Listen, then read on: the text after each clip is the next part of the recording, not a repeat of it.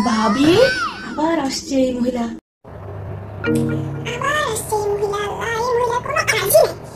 এই ভাবি, হ্যাঁ ভাবি, একটু ভিতরে যেতে বলেন না কেন? বাবারে বাবা।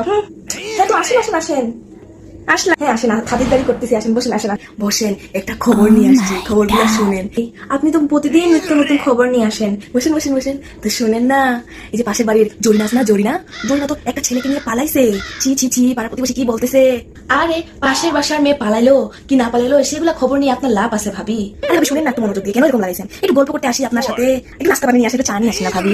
আপনার হাতে চা খেতে আমার খুবই ভালো লাগে, জান জান জান, তারপর গল্প করবেন। আচ্ছা চা খাবেন? চাটা খাইতেই তো আসেন। আচ্ছা আমি চা নিয়ে আসতেছি।